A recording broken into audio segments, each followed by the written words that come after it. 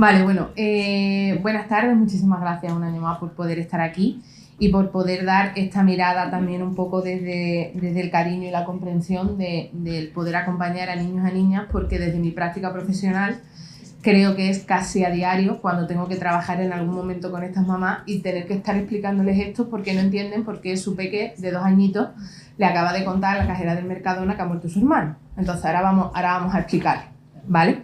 Entonces, le da al otro lado, vale. ¿No? ¿Sí? Hola, ¿qué pasa? Pues ha sido el de arriba. Vale, pues espero que me dé tiempo. Mi idea inicial es poder explicaros un poquito cuál es la idea de poder trabajar el duelo con niños, cómo entienden la pérdida, para que podáis entender más o menos cómo van a ir integrándola. Ahora vamos a ver por qué es ir integrándola. Después, qué tipo de reacciones emocionales van a tener y cómo podemos irles dando la noticia. Otra cosa súper importante que hemos estado hablando de la comida, los mecanismos de defensa, porque los mecanismos de defensa también nos van a dar un montón de pistas de cómo están ellos a la hora de poder ir integrando toda la información. Después es una diapositiva que es simplemente una evaluación para hacer una evaluación individual y una evaluación sistémica, es decir, a toda la familia, cómo está atravesando este proceso de duelo. Y después un poquito y el duelo perinatal en todo esto, ¿qué pasa? ¿Vale? Vale, pues en personas adultas, cuando trabajamos el duelo, principalmente lo que queremos es llegar a un estado de calma, llegar a un estado de paz. Pero es que esto en los niños no va a ser posible. Principalmente no va a ser posible porque los niños, a medida que van creciendo, van a ir reactivando el duelo porque van a ir adquiriendo una serie de subconceptos claves que le van a ir a hacer entender la muerte como la entendemos a día de hoy. ¿Vale? Entonces, estos subconceptos... ¿Ahora es el otro botón? Vale. Estos subconceptos, ¿vale? Son conceptos que nos pueden parecer como muy normales, pero es que en los niños pequeños estos necesitan hasta la adolescencia para poder ir integrando todo este tipo de información, ¿vale? El primero, ¿cuál sería? La no funcionalidad. Comprender que las funciones corporales se detienen. ¿Cómo la aprenden? Viéndonos una hormiga muerta, ¿vale? O sea, van viendo que, ostras, pues esta hormiga no se mueve. Y se paran y la ven, la tocan normalmente, muy pequeñitos, son muy observadores. Después está la irreversibilidad. ¿Esto qué significa? Pues que lo que ha sucedido no se puede modificar, ¿vale? La pregunta un poco sería para poder entenderla. Bueno, ¿y esto qué ha pasado? ¿Se puede modificar? Esto muchas veces, dependiendo de los dibujitos que vean los peques, es casi choca, porque hay personajes que a veces mueren en un capítulo y al capítulo siguiente están otra vez ahí. Es como, ¿cómo voy a entender la irreversibilidad si es que vuelve a estar otra vez ahí? ¿Vale? Después está la causalidad, el por qué morimos, ¿vale? El siguiente sería la inexorabilidad, que básicamente es entender que nosotros también podemos morir, ¿vale? Y el último sería la continuación no corpórea, es decir, ¿qué pasa más allá de la muerte? Como entenderéis más o menos, si no, entenderéis que obviamente la última es como más de un poquito más grande y las primeras son como más de pequeñas. Pues efectivamente.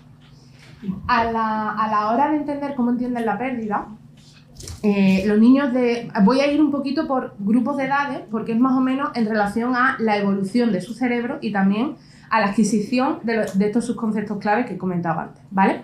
Los niños de 0 a 2 años, es decir, el primer ciclo infantil, normalmente no entienden qué es la muerte, ¿vale? Pero son súper conscientes de que algo ha pasado.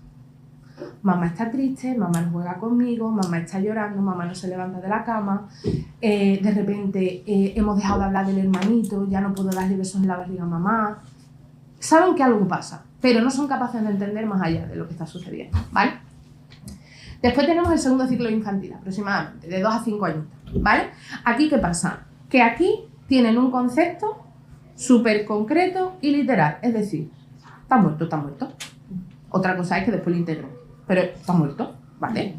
¿Qué sucede aquí? Que aquí hay es súper importante tomar conciencia que tiene unos rasgos de egocentrismo mágico, es decir, todo lo que sucede en este mundo es culpa mía. Entonces, aquí, ojo, está pendiente de esto, principalmente porque pueden empezar a aparecer culpas desde los 2 añitos. Es decir, mamá perdió el bebé porque el otro día me enfadé y hice así en la tripa. Vale. Después, en esta edad entienden la muerte como algo temporal, es decir, cuándo va a volver. Esto es aprender a tirar la toalla. ¿Cómo se aprende a tirar la toalla? Preguntando 1000 veces.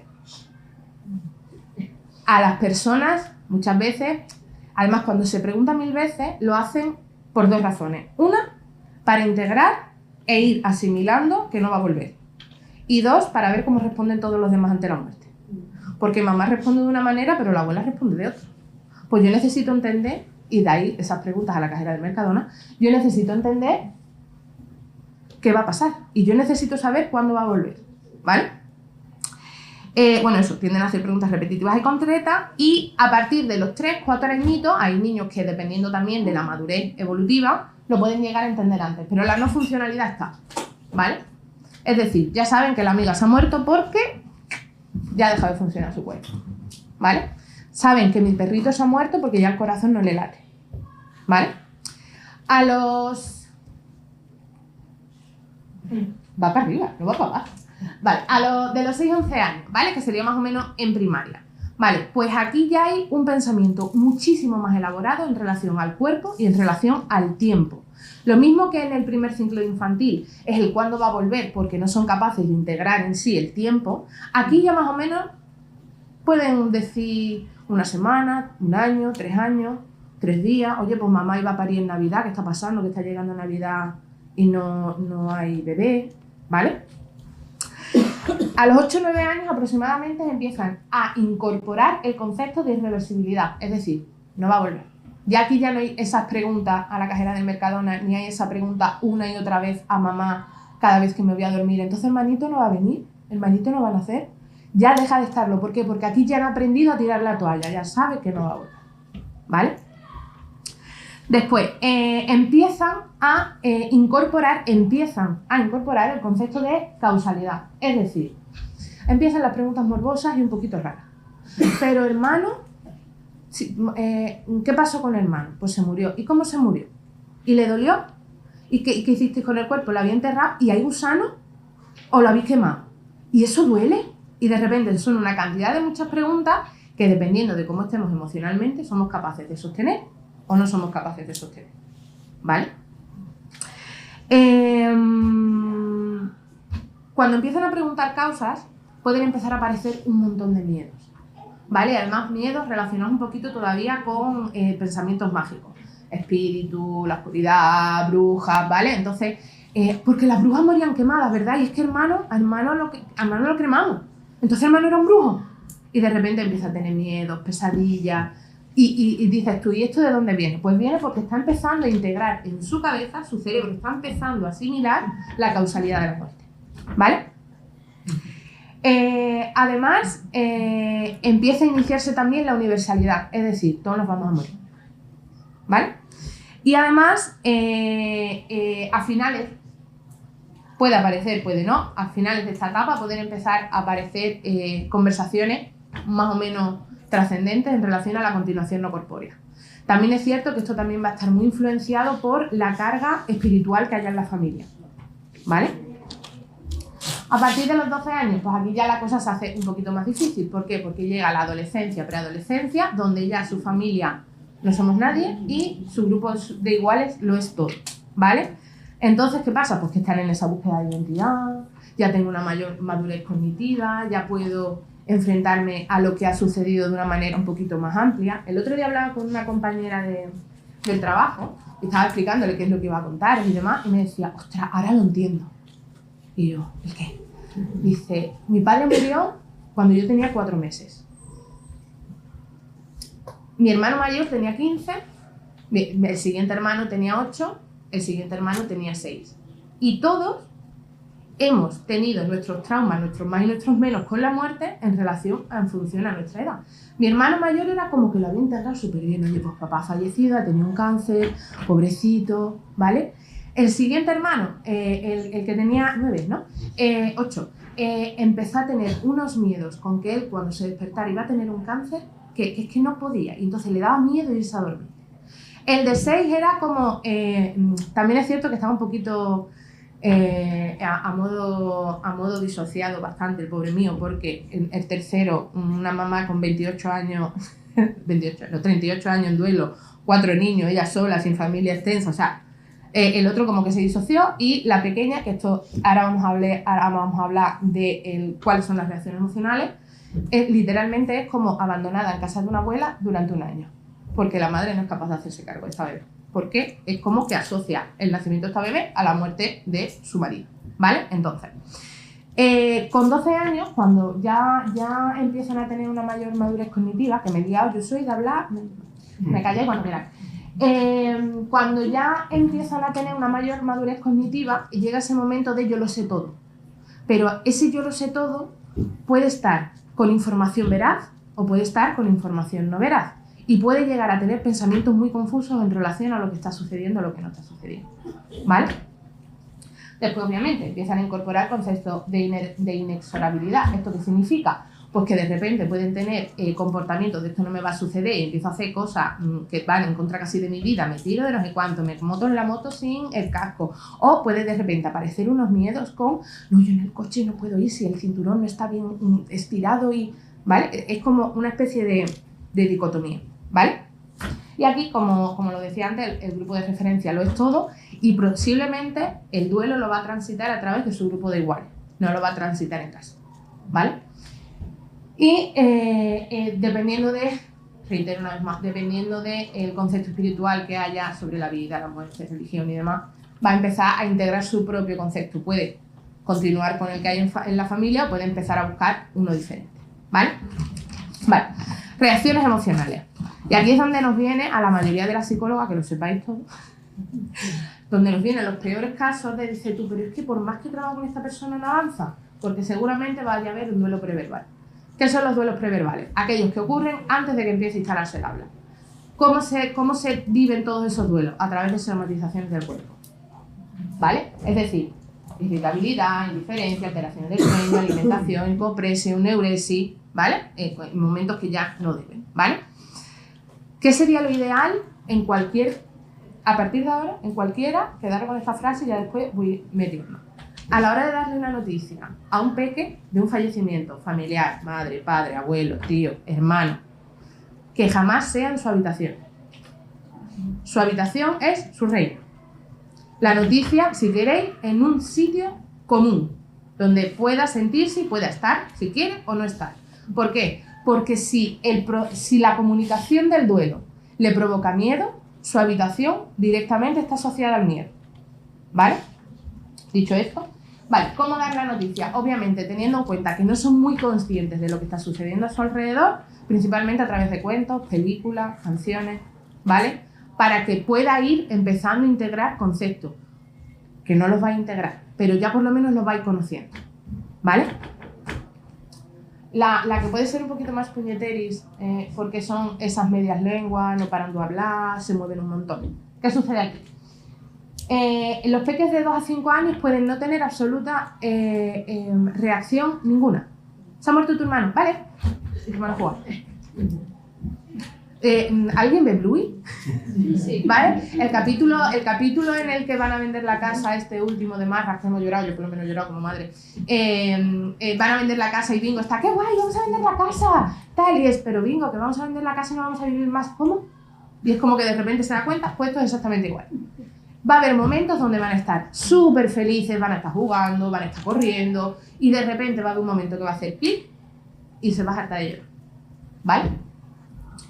Además, que como bien ha dicho antes Nereida, lo ha dicho para adultos, pero básicamente las rabietas igual para todo el mundo, normalmente las rabietas no están asociadas a la ira, están asociadas a la tristeza. Entonces van a tener un montón de rabietas, sin sentido. Porque me has puesto el vaso, ya suele ser, pero como el doble, me has puesto el vaso rojo, yo quería el azul, ¿vale?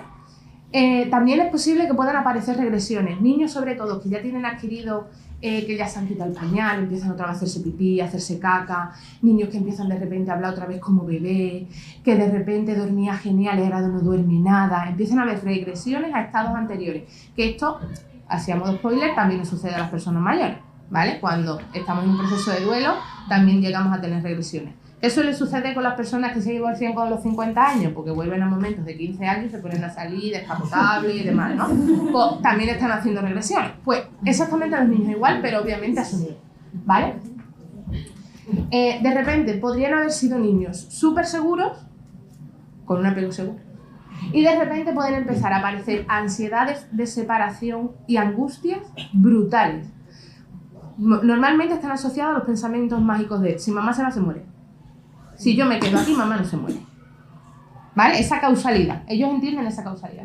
Aparte de hacer preguntas repetitivas y concretas a la señora de Mercadona y interiorizar la culpa de manera mágica. Ese golpe que yo le di a mi mamá ha hecho que mi hermano se haya muerto. ¿Vale?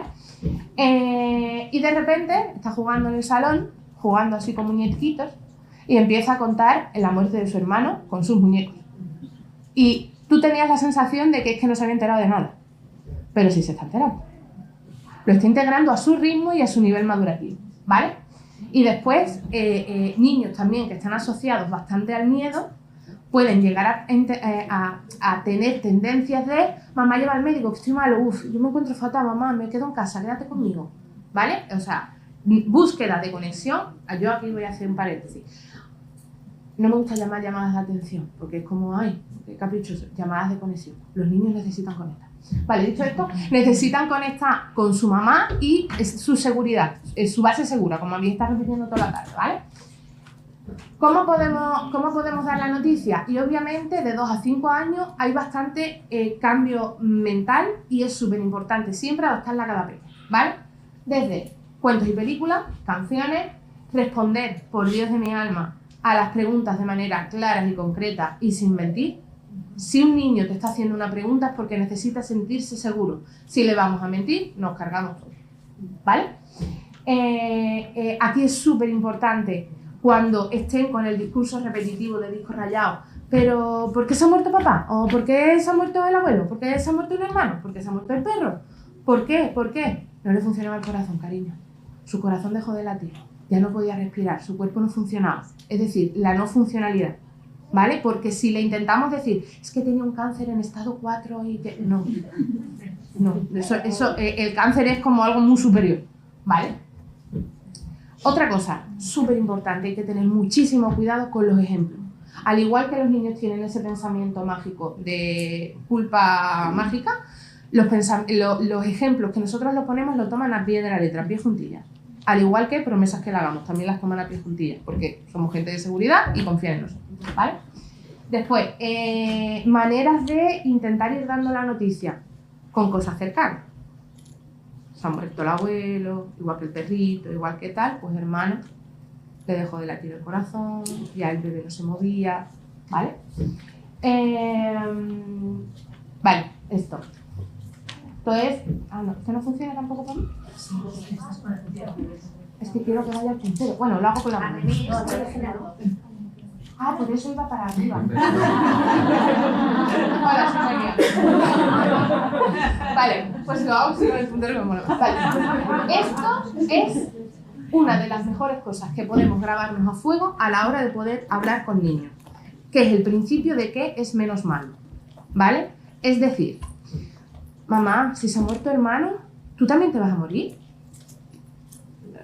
Sí, cariño, también me voy a morir. Recordamos, respuestas concretas y diciendo la verdad. Pero cariño, cuando yo ya sea muy vieja, Dios no quiera, pero te muere a las 2 semanas, ¿vale? El niño puede llegar a sentir como una especie de traición. Mamá me dijo que se iba a morir cuando iba a ser muy vieja, porque no, es que en ese momento, esas 2 semanas que tú le has dado a ese niño de quitarse de mamá se va a morir, que se va a morir cuando sea muy vieja, ya le acabas de quitar el sufrimiento. Que eso es al final de lo que cuesta esto, ayudarles a entender el sufrimiento, ¿vale? Vale, y obviamente lo más importante, dejar validar, ay, me acerco y suena más fuerte, dejar que puedan expresar todas y cada una de las validaciones emocionales, claro, lo digo al revés. Vale, de los 6 a los 11 años, reacciones emocionales, las más comunes, la tristeza y el llanto, ¿vale? Súper importante, volver a dejar validar las emociones y permitirlas que la expresen. Frases típicas de los niños no lloran, estás muy fea, que estás llorando, deja que llore. Si necesita llorar, dejar que llore, ¿vale? Pueden empezar a aparecer miedos y preocupaciones obsesivas. Ojo también, cuidado con las conductas, que a lo mejor empiezan a aparecer primeras conductas obsesivas de lavado, higienización, ordenación, ¿vale? la culpa puede ser generada por algo real, es decir, le dio un golpe a mamá, o puede ser por algo magnificado, le dio un golpe a mamá y eso provocó ahora que el niño ya no pudiera respirar. ¿Qué decir tú? Eso es mucho, ¿no? Créeme. Pueden aparecer problemas de comportamiento, puede haber bajo rendimiento escolar, y aquí voy a hacer un paréntesis. Aquí también creo que debería haber alguien en algún momento a nivel de duelo, gente también de educación. Nosotras como personas adultas tenemos derecho a cogernos una baja.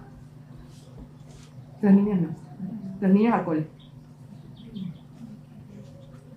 A los niños de la clase no se les explica que ha perdido a su hermanito, que ha perdido a su abuelo, que ha perdido a su papá, que ha perdido a su mamá. Al cole. Y encima se empieza a bajar el rendimiento escolar. Es que está bajando el rendimiento escolar. Hostia. Desde aquí la invitación es, obviamente no hay nadie de educación, pero yo lo suelto así. El poder intentar acompañar a este niño, porque recordemos, este niño va a pasar por bastante y necesita integrar este duelo. Y si encima le estamos exigiendo que rinda a nivel académico, le estamos exigiendo el triple que a una persona adulta. Que hay personas adultas que no son capaces de levantarse de la cama después de una pérdida perinatal. ¿Por qué los niños no? Cierro otra vez. Vale. Después pueden aparecer sintomatología somática. Bueno. O también pueden empezar a adquirir responsabilidades excesivas. Es decir, como mamá está triste porque ha muerto el hermanito, yo me voy a poner a fregar, y tiene 6 añitos, y me voy a poner a limpiar los baños, para que mamá no se preocupe. ¿Vale? Después, aquí, ¿cómo podemos dar la noticia con esta edad? Una vez más, uso de películas y cuentos obviamente adaptados a su edad. Recordad que ya al final de esta etapa ya empiezan a llegar a la preadolescencia, aquí ya empiezan a integrar las cositas de otra manera. ¿Vale? ¿Qué más? Igual, responder las preguntas en relación a su madurez, evitar metáforas que puedan generar angustia. Recordad que aquí los miedos eran la oscuridad, las brujas, ¿vale? Ejemplos cercanos. Y otra vez, vale, esto es lo mismo de antes, ¿vale? Todo esto, lo mismo de antes. ¿Cuál es el principio del menos malo? ¿Vale? Y, oye, pues las personas se mueren por una enfermedad muy grave, que está muy difícil, ¿vale? Y dejar expresar y validar las emociones. Vale.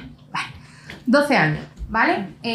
Aquí, propio de la edad y de la efervescencia hormonal que están atravesando, hay muchísima inestabilidad emocional, ¿vale? Y si a esto le sumas, tengo que aceptar que ya con una madurez que tengo, que ya es posible que sepa lo que es venir un hermanito, de repente tengo que ver cómo no va a venir este hermanito, puede haber todavía muchísima más inestabilidad. Al igual que con los niños de 5 y 6 añitos, también pueden empezar a aparecer rabietas. Adolescencia, pegando portazos, gritando, oh mamá, ¿vale? Hay niños y niñas, adolescentes, no solo jóvenes, que de repente pueden estar llorando todo el día, o hay niños que van a cerrar el grifo y no lo van a abrir nunca más. ¿Vale? Es importante también respetar esos tiempos. Y no, cariño, no tienes ganas de llorar, no, déjalo. ¿Vale? Y más en esta época, porque cuanto más presión le metas, más se van a terminar alejando. ¿Vale? Es posible que si no llora en casa, pueda permitirse llorar con su grupo de igual, o puede que no, pero que por lo menos tenga la posibilidad. ¿Vale? Idealización de la persona fallecida y de la realización y de la relación. Esto puede ser, de verdad, tanto con el abuelo, de repente mi abuelo se muere, éramos maravillosos, pero no nos podíamos ver, ¿vale? Y esto también puede ser con la fantasía que se ha creado de lo que podía haber sido la relación con su hermano. Ahora yo ya tenía 12 años, ahora yo lo podía llevar al parque, ahora yo podía hacer cosas, y de repente idealiza, pero a lo mejor si hubiera nacido, estaría hasta aquí del niño porque no para de llorar, ¿vale?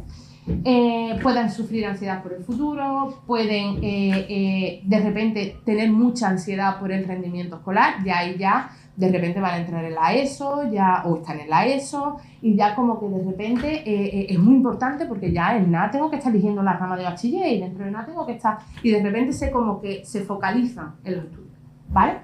Puede aparecer también somatizaciones físicas, pueden querer correr riesgo o no correrlo, acordaros de esa sensación de inexorabilidad, yo no me voy a morir, ¿para qué? O me voy a morir. Y al igual que los otros peques, también pueden asumir excesivas responsabilidades, pero esta vez con un puntito más. Es como intentar actuar como si fueran personas adultas, es decir, saco dinero, voy a comprar yo manejo las cuentas, yo estoy pendiente de si las cosas se pagan, ¿vale? Y empiezan a sentir la culpa. Palabra que no ha salido hasta ahora. ¿Por qué? Porque los niños pequeños no tienen ni papa de idea qué es la culpa. Nosotros ahora como adultos sí sabemos lo que es la culpa. Los niños entender lo que es el concepto de culpa es muy difícil. ¿Por qué? Porque es como...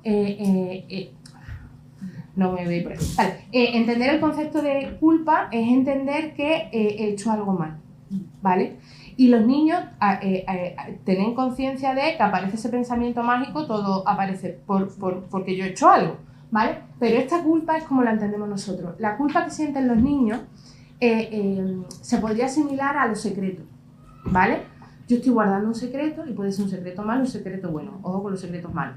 Pero yo de repente entiendo que la culpa, como la entienden los niños, mamá ha perdido al bebé. Culpa. Y la tienen como secreto máximo. 6, 7, 8 añitos. Mamá ha perdido al bebé porque el otro día me dijo que tenía que poner la mesa y no lo hizo. Y esto para mí, yo me lo callo porque ¿cómo voy a confesar que mi hermano ha muerto porque yo no puse la mesa?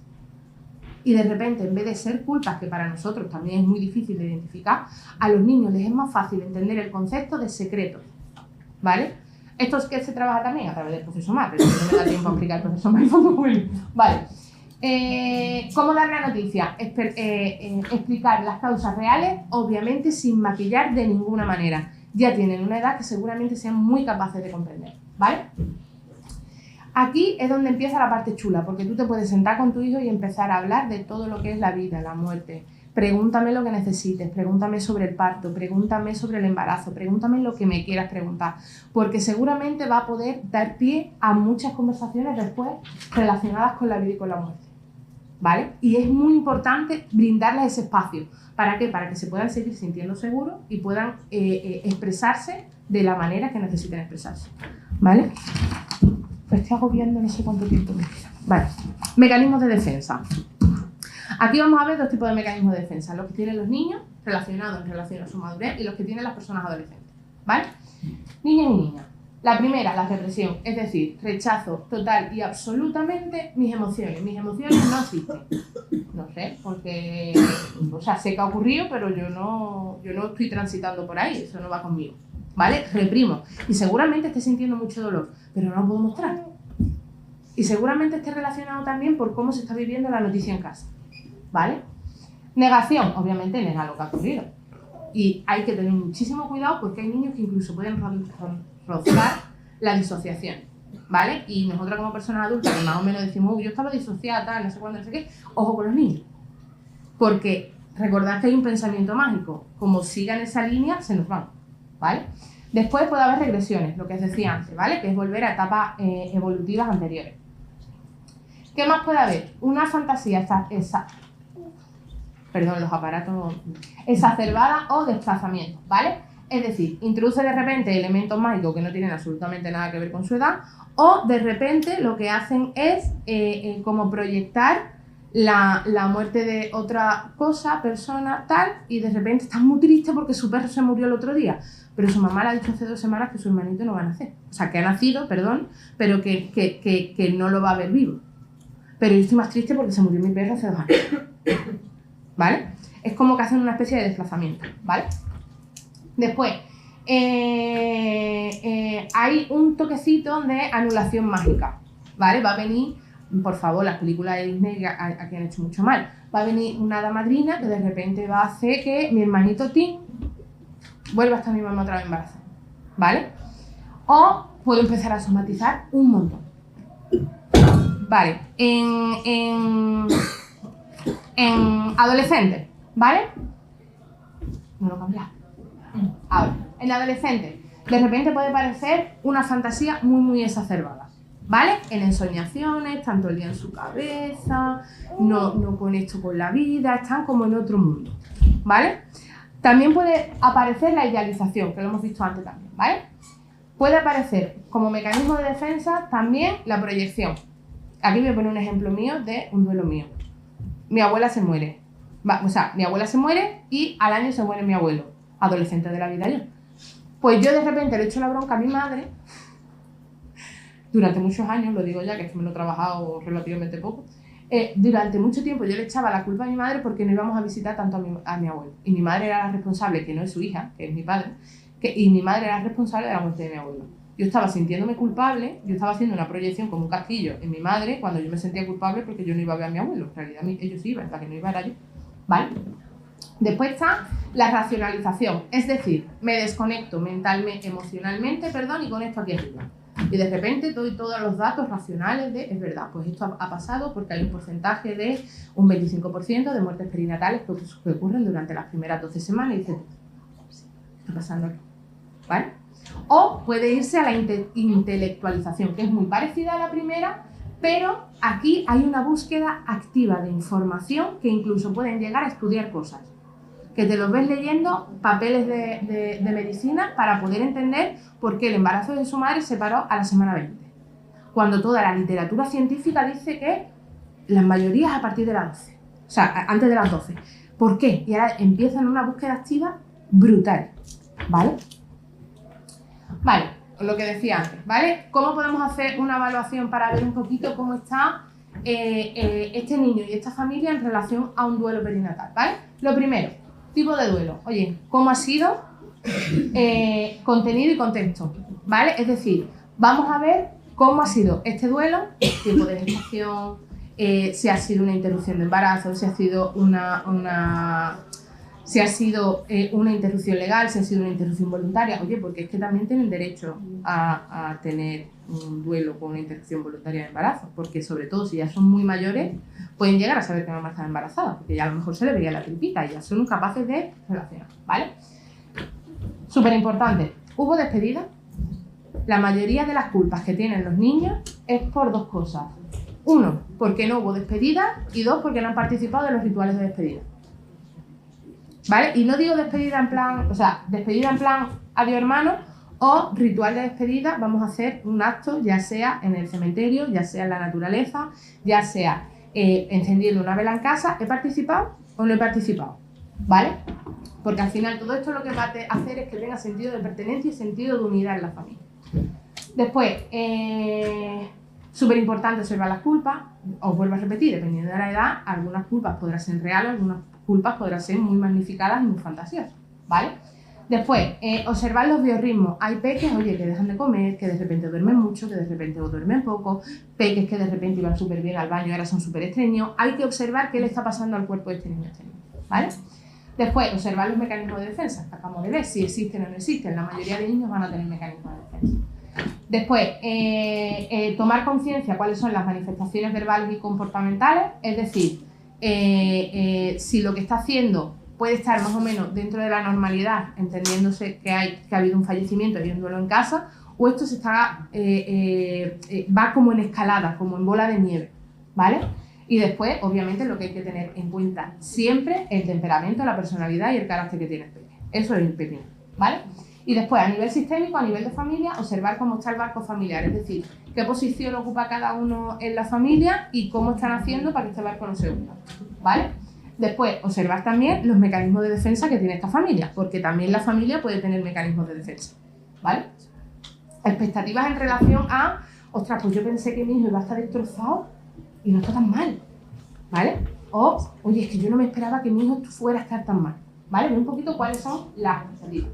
Después, tomar conciencia cuáles son las figuras de apego primario y secundario, o también las que puedan haber alrededor, ¿vale? Porque aquí hay una cosa también súper importante que no lo he puesto, pero os lo cuento ahora porque yo soy de hablar.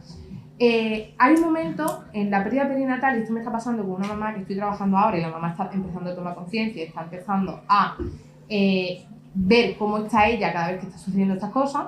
Es que perdió a su bebé en la semana 20, tiene 2 peques más, ha sido el cumpleaños de la grande, y ha ido pero no ha estado, o sea, está bastante disociada. La peque acaba de empezar el cole, está teniendo un montón de regresiones, se le une ahora la pérdida, todavía la peque está todavía peor, y es que ya no entiende porque sus hijas están tan mal. Entonces, ¿qué pasa? Que es que sus hijas están atravesando el duelo de su hermano, porque ya esta mujer, os digo, 20 semanas, todos los días, masajitos con cremitas, besitos, tal, y de repente se corta y nadie les explica nada, ¿vale?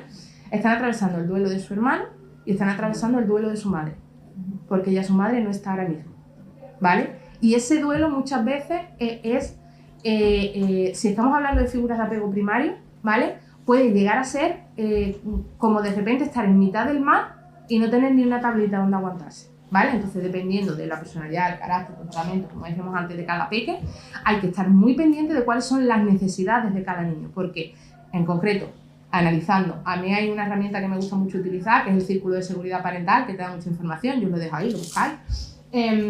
Se dio cuenta que una de sus hijas lo que necesitaba era que estuviera con ella mientras jugaba, y otra de sus hijas lo que necesitaba era que simplemente la tuviera en brazos. Había hecho una regresión, la más pequeñita había hecho una regresión y lo que necesitaba era contacto continuo con su madre, ¿vale? Pero su madre estaba tan disociada que no se permitía hacerlo ni quería hacerlo. Suerte que en la terapia empezamos a trabajar cositas y la cosa va mejorando bastante, ¿vale? Después, súper importante también, genograma. No sé si lo trabajáis, no lo trabajáis, si lo conocéis, no lo conocéis. Esto es como una especie de árbol familiar, pero le metemos las relaciones familiares, ¿vale? Y a esto le vamos a dar el puntito extra de cómo la familia ha ido viviendo los duelos que han ido sucediendo en la familia. Porque podemos estar empezando a hacer proyecciones, porque podemos estar empezando a adquirir mecanismos de defensa que no son nuestros y eran de mi abuelo, ¿vale? Es súper importante. Y después, coherencia, por favor. Vamos a tener coherencia sobre dónde ha ido el bebé. Vamos a tener muy en cuenta, cuando hagamos esta evaluación sistémica, de filosofía o religión, ¿vale? Que tenga la familia, y el cómo han trabajado o van trabajando en el centro educativo, que es lo que decía un poquito antes, ¿vale? Porque es que hay centros educativos que son muy modernos, otros centros que no, ¿vale? Después, ya termino. Vale, el duelo perinatal en todo esto, ¿vale? ¿Qué necesito yo saber? Me he puesto a hablar y no he ido pasando páginas. Vale, súper importante saber, oye, ¿a los niños se les ha comunicado que ha habido embarazo? Porque normalmente a las mamás con las que trabajo me dicen, me encantaría volver a ser inocente. Me encantaría volver a recuperar la inocencia de pensar que un bebé no se puede morir, ¿vale? Entonces, a lo mejor el primer embarazo se lo comunican en el momento del test de embarazo, y ahora la siguiente no se lo quieren comunicar hasta que no hagan la ecografía de la semana número 13, ¿vale? Después, hubo un ritual de despedida, ha participado, se habla de ese hermano que ha fallecido o esa hermana que ha fallecido en casa, se normaliza y se visibiliza los sentimientos de la pérdida de todas y cada una de las personas. Mamá, que no sé qué me pasa, estamos viendo un canto y de repente me veo a mi hija haciendo así. Cariño, ¿qué te pasa? Nada. A las 8 de la tarde, se acuerda de su bebé que ha perdido. Y yo, vamos a unir. Cielo, tú no te estás dando cuenta que la manera en la que tú estás actuando a la hora de recordar a su hermano es exactamente la misma que ella tiene a la hora de estar emocionándose por la peli de Encanto. Entonces es tomar conciencia de que si no se normaliza y no se visibiliza, no existe. Que es también un poco lo que decís, ¿no? Oye, ¿hay manifestaciones físicas de la pérdida en el peque o la peque? Es decir, todo lo que acabamos de ver antes, ¿hay algo de eso o no lo hay? ¿Vale? Y después, súper importante, observar. Observar, pero también escuchar. Muchas veces que te esté contando la tercera piedra que ha cogido en el recreo porque se ha acordado de su hermano es más importante que, cariño, ¿has hecho la tarea? ¿Vale? Porque es súper importante que validemos y le demos espacio a los niños de los sentimientos de pérdida, ¿vale? Responder ante sus necesidades, ¿vale? Vale. Y al final todo esto es entender que lo que vamos a hacer cuando estamos acompañando a niños que han sufrido su mamá y su familia una pérdida perinatal, lo que queremos hacer principalmente es reducir el sufrimiento de estos niños para que puedan ir integrando poquito a poquito y en cada etapa que va a ir atravesando la pérdida, ¿vale? Oye, hay peques que a lo mejor hacen un proceso súper bonito en el que son capaces, como entre comillas, ir integrando bastante bien, antes a lo mejor de la edad, el proceso de duelo, y a lo mejor cuando se les reactiva, cuando pasa a una fase nueva, es como asegurarse que lo que ya tenía es así y no necesitan más, ¿vale? Entonces, mi recomendación siempre también con la familia es darle el espacio y el hueco al hermano que ha fallecido. Cuando trabajaba en Cruz Roja, yo llegué a trabajar en Cruz Roja, atendí a una familia que venía mamá mayor e hija más o menos de mi edad. Eran las dos de etnia gitana. Y la primera que habla es la que tiene más o menos mi edad. De ahora, no de antes. Pues sí, pues yo tengo 3 niños. Y le dice la madre, Y el Superman también. Superman era un peque con síndrome de Down que había fallecido. No, ese no cuenta, mamá, 3 niños. Toca a la madre, hacer la evaluación a la madre. Yo tengo 10, 8 en la tierra y 2 en el cielo. Y digo, la diferencia de edad entre ambas era de 20 años. Pero hay que tomar conciencia también de que esa diferencia de edad de 20 años también nos está sucediendo a día de hoy. ¿Vale? Aquí a modo de cierre y ya me callo y me voy a mi casa. Bueno, a mí hay una serie, que no sé si la habéis visto alguna vez, cuéntame cómo pasó, cuando Carlitos muy chiquitico, están en el pueblo y fallece alguien, ¿vale? Y lo que estaba diciendo un poquito antes de mí, hay un velatorio en esa casa. Entonces en ese momento están amortajando a esa persona y se asoma Carlito con el Rana y el otro así, a ver cómo lo están amortajando. Y le dolerá, acordaros, más o menos en esa época es las preguntas morbosas, 6, 7, 8 añitos, le dolerá, pero si le meten eso en la nariz no va a poder respirar, tal. Se van y ahora entran ellos, tocan a la persona muerta y a los 20 minutos están corriendo por la casa y jugando en la calle. A día de hoy, ¿dónde está la muerte en nuestras ciudades? A las afueras. Y ahora os lanzo una pregunta, ¿cuántos niños veis en un tanatorio? ¿Cuántos niños participan en un ritual de despedida? Pues ese es un poquito el resumen, de que al final necesitamos naturalizar la muerte porque al final, como decía Nereida, la muerte es parte de la vida y no necesitamos pensar que estamos sobreprotegiendo a nuestros hijos que así no van a sufrir cuando podemos hacer exactamente todo lo contrario, hacerles sufrir un montón. ¿Vale? Y pues con esto y un bizcocho, hasta mañana a las 8.